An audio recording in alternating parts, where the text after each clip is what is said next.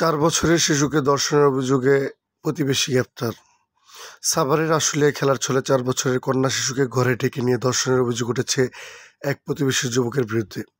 ঘটনার পর আসামিকে গ্রেপ্তার করেছে পুলিশ। ভুক্তভোগী শিশুকে শারীরিক পরীক্ষার জন্য হাসপাতালে পাঠানো হয়েছে।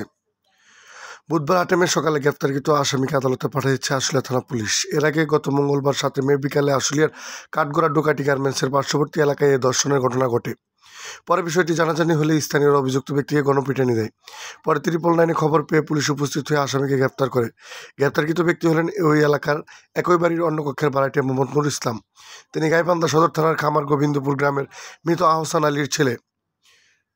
ভুক্তভোগী শিশুটি 4 বাবা মায়ের সাথে থাকে। তাদের গ্রামের বাড়ি দিনাজপুর জেলার নবাবগঞ্জ থানার চকমোহন গ্রামে। মামলার এজাহার থেকে জানা গেছে, ঘরের বাইরে খেলা করার সময় কৌশলে শিশুকে ডেকে নিয়ে নিজের ঘরে নিয়ে যায় নুর ইসলাম। শিশুটির মা প্রায় ডাকাডাকি করে তাকে খুঁজে পায়নি। প্রায় 40 মিনিট পর শিশুটি ঘর থেকে বের হয়ে আসে। শিশুটির হাঁটতে কষ্ট হয়ে দেখে মা শিশুর কাছে জানতে চায় কী হয়েছে। পরে মাকে সব খুলে বলে মেয়ে। ঘটনা জানতে পেরে ওই বাড়ির অন্য ভাড়াটিয়ারা উত্তেজিত হয়ে আসামিকে এলোপাতাড়িভাবে মারধর করে। পরে শিশুর বাবা আসামিকে উদ্ধার করে